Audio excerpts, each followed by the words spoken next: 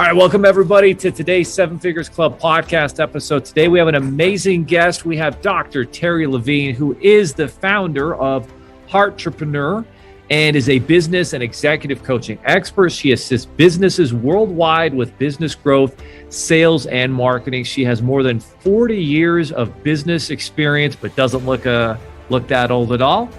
And she's encompassed the work with more than 5,000 business owners, entrepreneurs in many industries and professions. She is also a best-selling author of a dozen books, has her own radio and TV show, and is also a keynote speaker. Dr. Levine, welcome to the show. There are over 32 million businesses in the U.S., and over 90% of them will never break seven figures in annual sales. So how do we as entrepreneurs or aspiring entrepreneurs break into that seven figures club? This podcast will relentlessly share the secrets, strategies, and tactics I've used to create 3 multi-seven figures businesses and bring in even more successful entrepreneurs than me to share their inspirational stories and tactics to success. You can create your dream business and life right now. So buckle up and let's go. Thank you. I'm glad to be with you.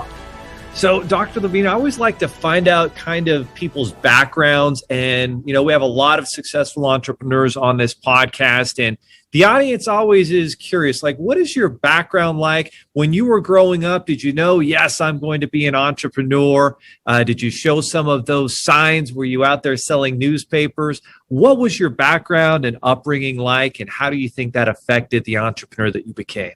Well, that's a fascinating question. So I grew up in Yonkers, New York, and I actually grew up really, really poor, but I didn't know we were poor. I thought everybody had what I had.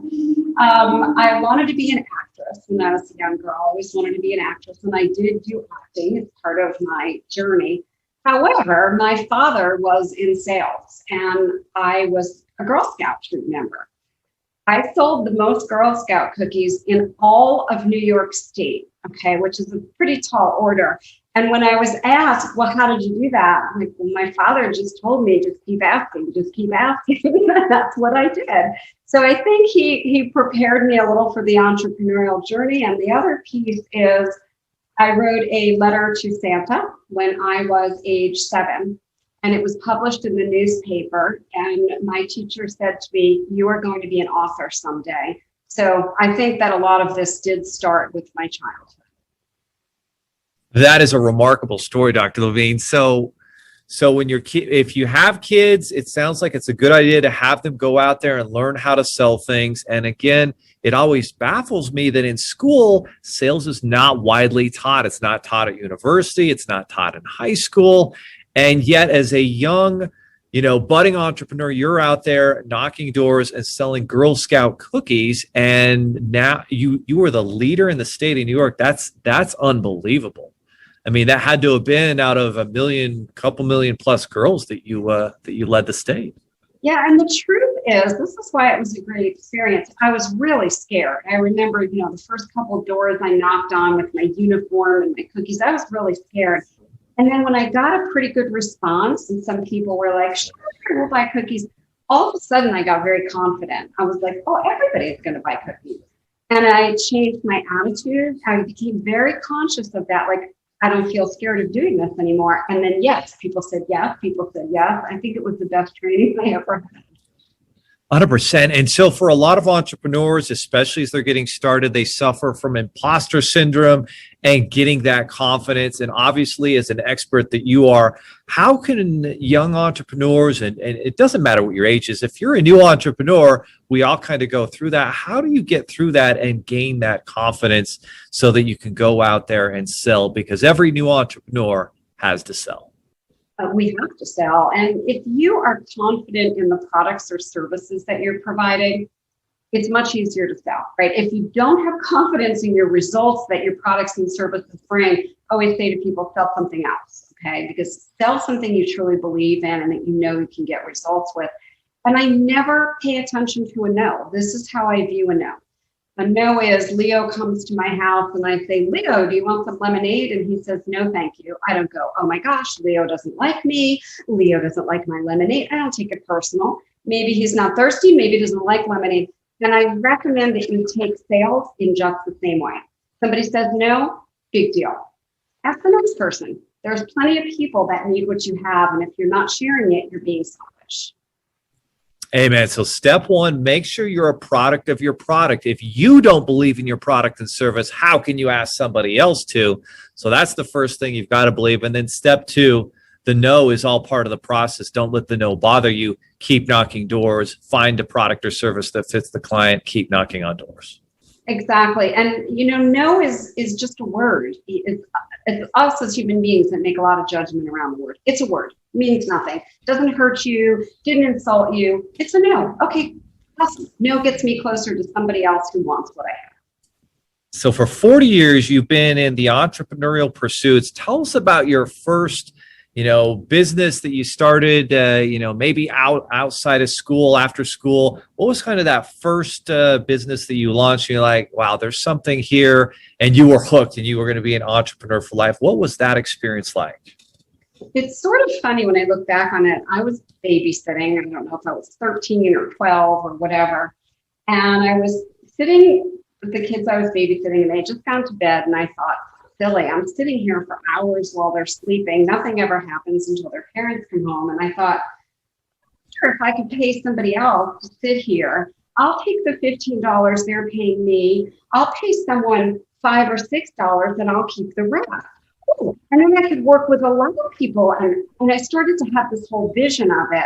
So somewhere at that young age, I started to see that there was an opportunity for multiplication and duplication as an entrepreneur. You're like the first Babysitters Club book, which, wow, maybe that whole book series was based off of you. So at that young age, you're like, all right, we're gonna grow and scale this, and we're gonna use my time more wisely so I can train people up, and I'll get that's fantastic. Yeah. Where did you get that from? I don't know. I honestly don't know. I can remember to this day, though, sitting in the person's house and thinking, there's got to be a better way to use my time. Well, somebody else can sit here. It doesn't have to be me, but I got a client, so that's worth more money to me. And now somebody else can take a little less just to sit here. And I'll come first. I'll put the kids to bed and then the rest of the night, I don't want to be here. And I remember telling my parents, my father, because he was so entrepreneurial, thought it was a great idea. My mother's like, that's not going to work. People's kids are going to get hurt. You're going to be responsible. Try it. We'll see what happens.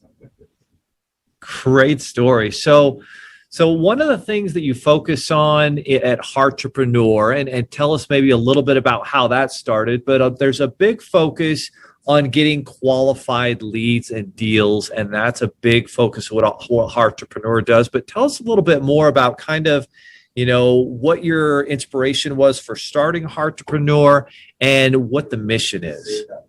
Thanks for asking that. So I started in business consulting about 27 years ago. And my company was not called Heartrepreneur. However, I was teaching people how to do sales and marketing heart to heart, authentically, transparently, and in integrity. No overcoming objections, no NLP, really just heart to heart. So about 12 years ago, I was with one of my publishers, the train from Philly to New York. We're having a meeting. And he took the manuscript I was working on. I'll never forget it. He threw it on the floor and he goes, I don't want this. And I thought, a contract? What do you mean? And he said, I've known you for more than a decade. I don't want this book. I want a book on Heartrepreneur. And I went, Heart for what? And he said, it's how you do business. You have this formula of heart to heart. Go figure it out. That's the book I want. And taking the train back home, I had one of those, I could have had a V8 moments like, oh my gosh, that is what I do.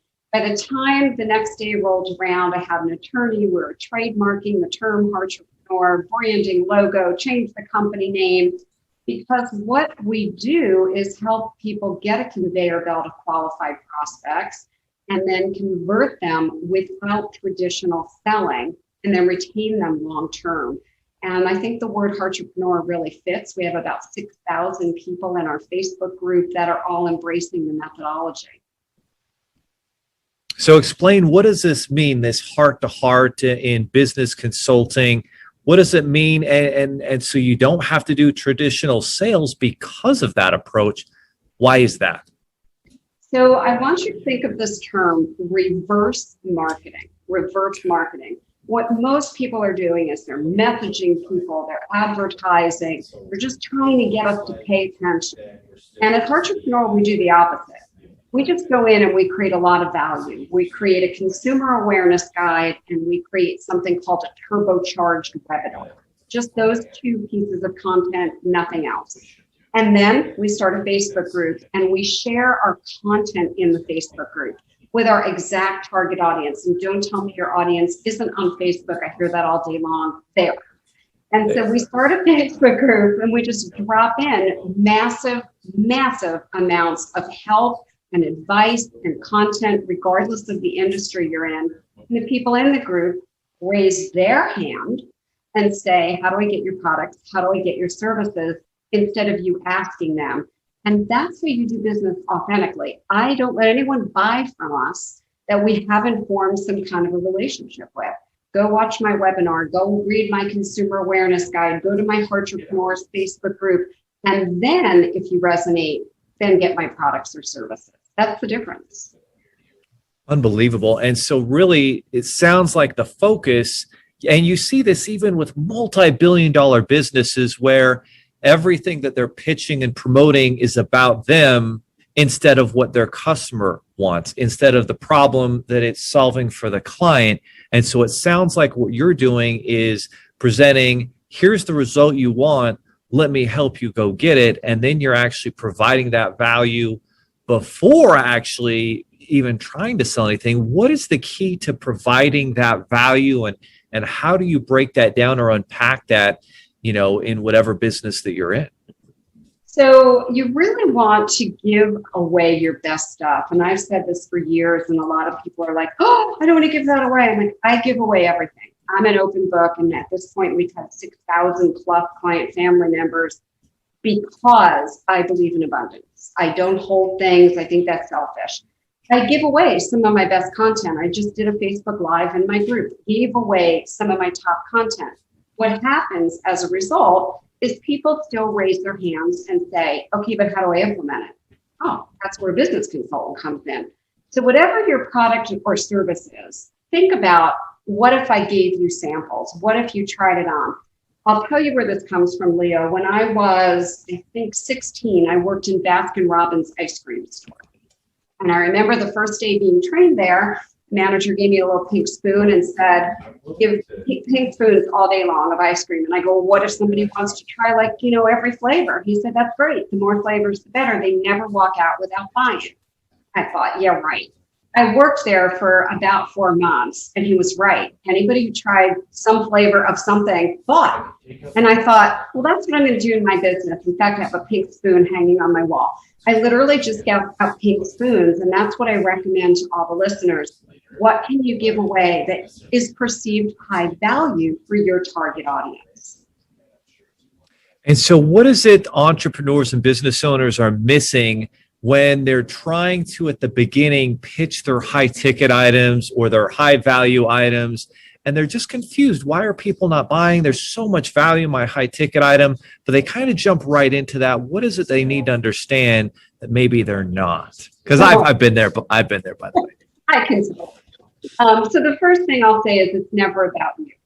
If you are using words like I, me, we, my company, then you're making this all about you. I don't use those words. The words that we use are, tell me what's up for you. Tell me what your ideal vision is. Tell me what's not quite right yet. Tell me what you'd like to see. Tell me what kind of help you want. Tell me what you would want from the product or service. And all we do is we listen. We don't have a pitch. We don't overcome objections. We don't do any of that. We simply really care and we really listen. If and only if our product or service is the answer, then we ask for permission to share. And I'm going to say this. One of the big issues that I see is many people are lookalikes. They're cookie cutters. So if everyone looks the same, I'm going to buy the cheapest service because they're all the same. You have to stand alone. We stand alone. We have a 200% return on investment guarantee, or we give you all your money back plus pay you $5,000. So if at the end of a conversation, we say, we think we can help you. Would you like our help? And someone says, Joe Schmo can do it for a lot less money. We'll say, You know what? That's great. Does Joe Schmo have that same guarantee that we talked about? Well, no. Okay, well, it's really up to you. Whatever you want to do, we're here. We're willing to accept you if you would like to embrace us. It's that simple. We don't follow up. We don't chase them. We don't hunt them down. Different. Way different. And the thing that that's attracting me is you're asking them the questions. It's not you presenting. And I see this all the time, that people are always selling. But what you should be doing is asking the right questions. How important is understanding the right questions to ask? And how can that kind of replace a sales presentation to a certain extent? I think it does replace the sales presentation. I've done sales training for large corporations like General Electric, and I've taught them my 5-question framework, and they were so skeptical. And one of the divisions that actually implemented it went from 63rd division in the company to number 3 within a few months. And then the whole company was sold that this was what to use. I think this changes everything. The conversations that I have when someone is pitching me, there's a slide deck and it's all about them and how wonderful they are, and they don't really come off as caring about me. We truly, as Heartrepreneurs, we truly care. We care, you matter. We have no idea if our product or service is a fit. We do not know. And we're not going to even let you try it if we're not sure. So we want to know about you. The more you listen, I know salespeople are taught this, they just don't do it. The more you listen and the less you talk, but I mean really listen. What's underneath the words? And you really ask yourself, really with authenticity, can we help them? If they invest in my product or service, will it make a difference? If the answer is yes, I think you're obligated to extend your hand and make an offer. Absolutely. We have 2 ears for a reason, so that we can listen more. And the problem that a lot of salespeople have is they're listening with, the intent to respond instead of to understand. And the funny thing is, when you ask the right questions, people will tell you what they want and what they're looking to accomplish. So what are the results that Heartrepreneur, promises, or the result that you work so hard and so passionately to help your clients achieve? And who's kind of a good fit for Heartrepreneur? What are the dream clients you guys like to work with, and what are those people looking for? Thanks for asking. Well, results can be absolutely huge. I have a client family member who was doing around $50,000 a year. And in April, she did $107,000 after just a few months with Heartrepreneur by stopping what she was doing, selling, advertising, in-your-face marketing. Another client family member who really was starting her business at the worst time. She was starting the month that the shutdown started with the pandemic. She made $258 that month, and she had an office and staff, and she came to me, and she's done over $378,000. And then I have people that are startups and quickly go to $68,000. So all of the income is there if you follow what we share, right? Which is just being authentic and how to do that. I love, and my team loves to work with people who are passionate about whatever it is that they sell. They stand behind it, they guarantee if they know it's top notch. I love to work with people who are open and curious and who come to me and want my help, who don't think they know it all. If they know it all, let them go keep doing what they're doing on their own. Good luck. And people who have a sense of humor. Business can be cyclical. Something can be amazing today. We've seen Facebook ads, they were working, and then iOS 14, and I hear all day they're not working, right? You have to have kind of an arsenal of tools. And that's what I'm looking for, people who are open. So you're a business owner, you've got a product or service that you really believe in, that gives your client the result, but you're struggling to generate leads. How do you help that business owner fix their marketing and get back to generating quality leads? So let me give you a teach by example. This will be very helpful. So I have a client family member. He's in the financial services field. His income, it wasn't horrible, except it was very stagnant, and he just couldn't figure out how to make it grow. So we created a consumer awareness guide that really educated people about the different kinds of financial advisors that you can hire, the ones to stay away from, the misconceptions, the truth. It wasn't promoting him. It was truly about the industry. And we started giving that guide away everywhere. His email list grew from about 1,000 to about 5,000 pretty quickly. From that email, list that he had, we put together a live webinar where he was going to answer their questions and then train them. He had 100 people sign up. I think he had about 61 people show up at the webinar. Out of the 61, 16 of those booked a qualification call with him and his team. Of those, 6 became high-ticket client family members at $29,000 a person. That is how. And you don't have to have that high of a ticket. It could be $3,000. It could be $1,500. It doesn't really matter. That's how you do it. Outstanding. So a lot of value, creating that value bomb. In this case, it was education. And how many businesses and business owners out there are missing the importance of educating their clients, their customer, and why do you think that is? I think that people go into business like I did without a background in business sales or marketing, right? My first degree, I was a speech language pathologist. I started my first clinic and oh my gosh, I didn't have an idea how to get a client or a patient. And to the day I was almost starving, I hadn't figured it out. And then I just got really serious about it. So I think that's number one. We don't know what we don't know. Number two is there's this old school marketing and advertising that I call in your face. You know, people go to networking groups and they shove a business card in your hand. You didn't ask for it. You don't want it. You're going to go home and throw it away.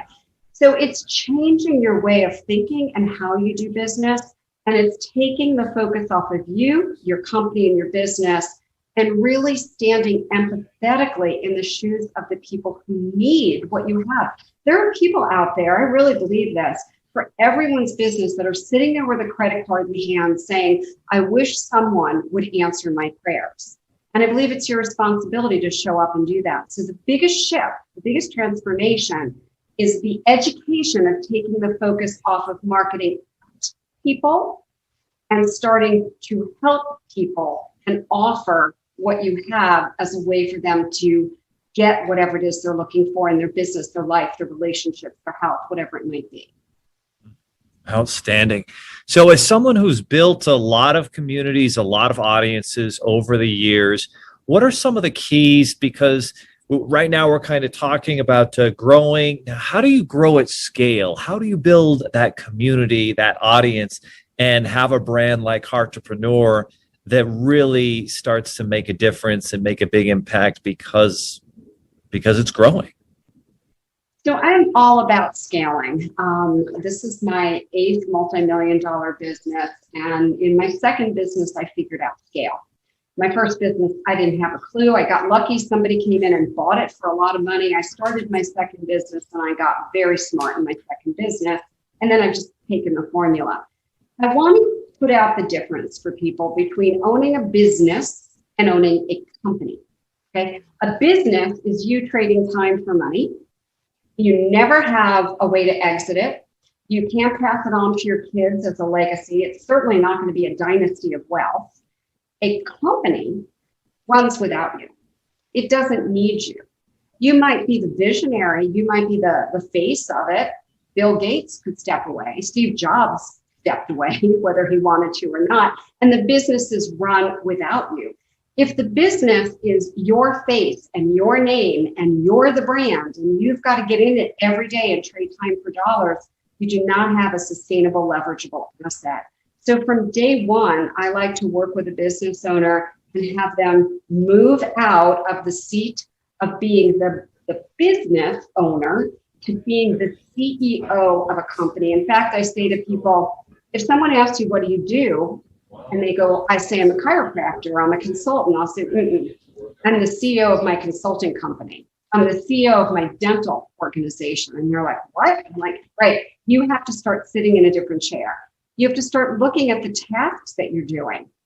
Do you have to file those papers? Do you have to create that PDF?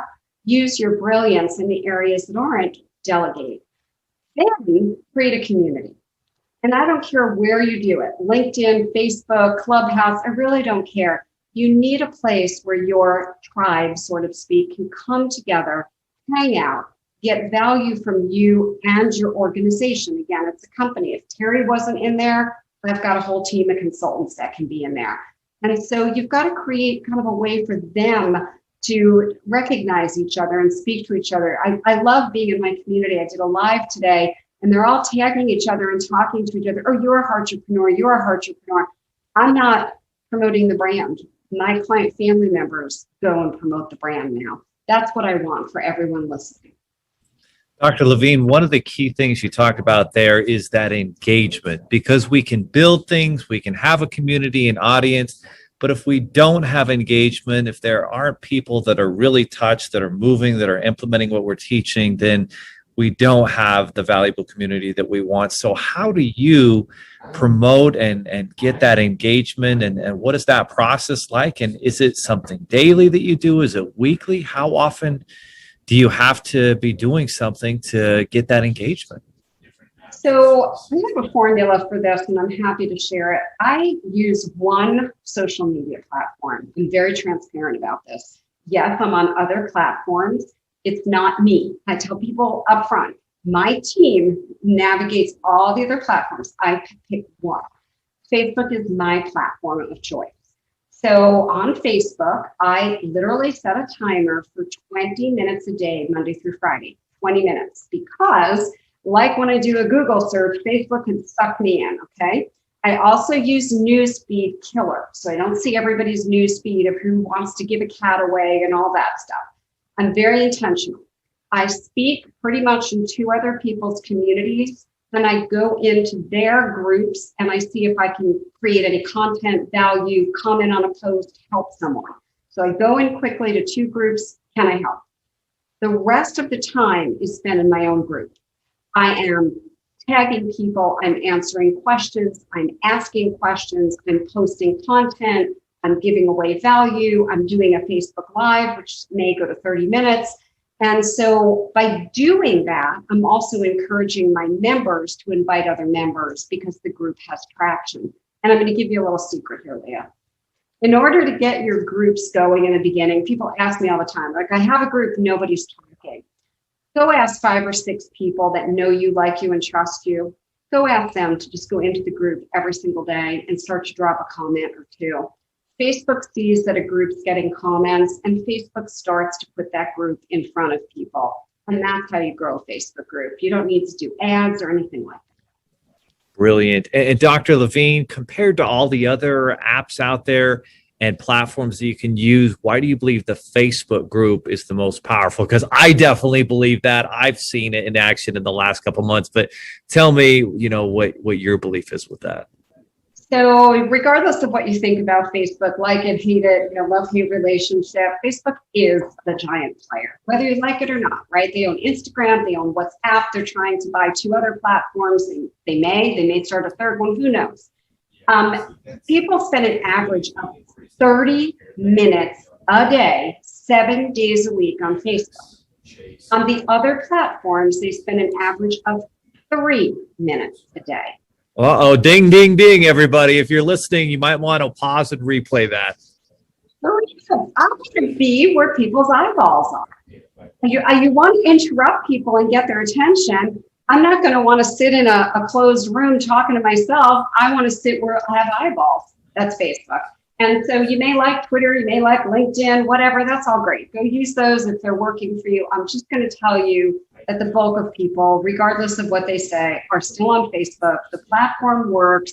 I'm a part of groups that have 36,000 members, 15,000 members, and all of us are doing the majority of our business from our Facebook groups without selling. So powerful. Yeah, if you want to create a community and audience, Facebook groups is the way to go. And everybody who's listening now is thinking, wow, Dr. Levine has dropped so many value bombs on us. How can I work with her and her team? How can I grow my business through Heartrepreneur and start doing sales and marketing right?